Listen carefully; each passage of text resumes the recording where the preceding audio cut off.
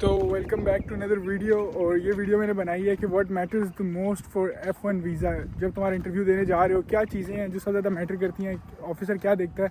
और मैं इसमें अपना एक्सपीरियंस बताऊंगा और अपने क्लाइंट्स का नहीं, अपने जितने दोस्तों ने वीज़ा दिया है, जिनका उनका वीज़ा लगा है, उनका ज़रूर बताऊँगा एक्सपीरियंस, क्योंकि उनके साथ ज़्यादा बंदा कन्वर्जेशन होती है इस बारे में और वो ज़्यादा डिटेल से बताते हैं कि क्या क्या असल में हुआ, क्या क्या उन्होंने अपनी तरफ से किया और क्या क्या किया जा सकता है कि वीज़ा अच्छा हो।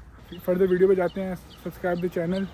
तो अभी मैं यहाँ आके बैठा और वहाँ पर मैच चल रहा है फिलहाल संडे को।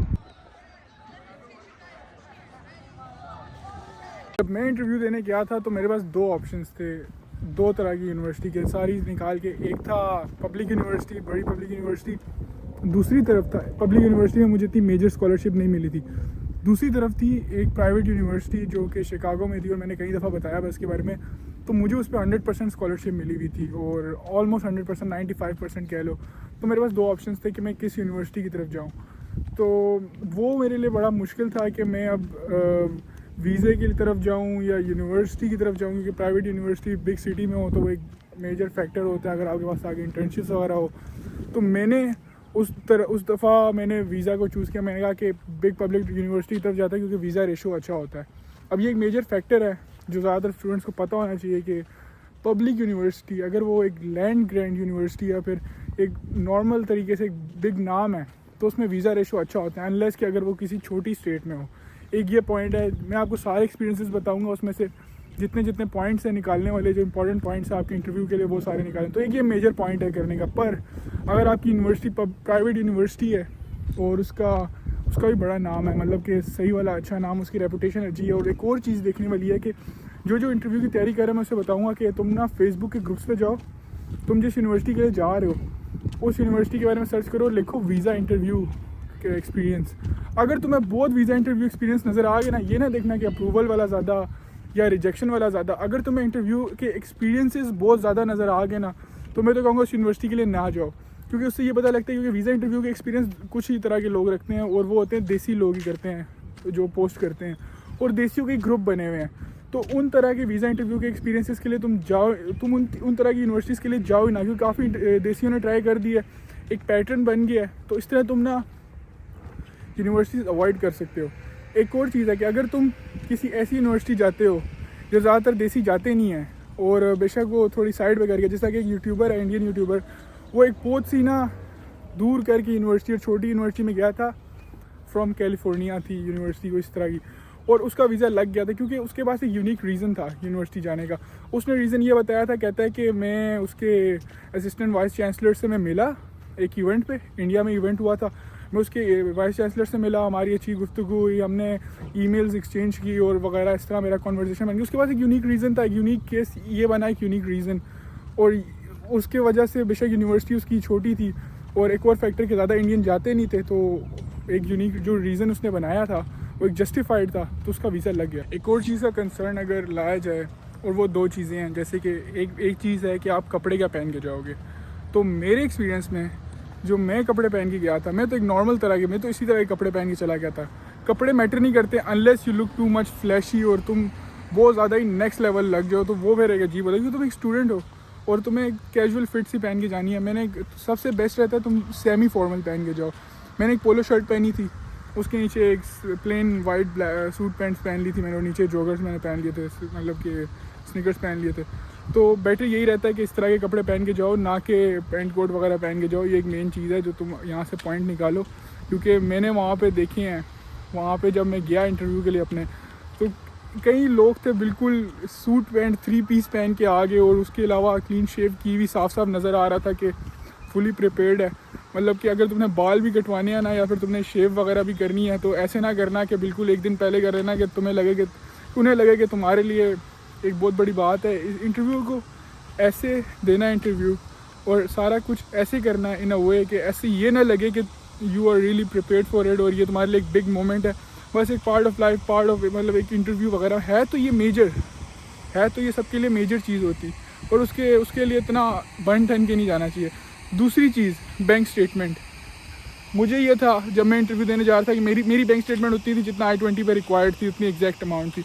मुझे लगा कि 2x दिखानी पड़ेगी, I-20 पे अगर तुम्हारी बैंक स्टेटमेंट रिक्वायरमेंट $30,000 की है, मुझे $60,000 रखवानी पड़ेगी।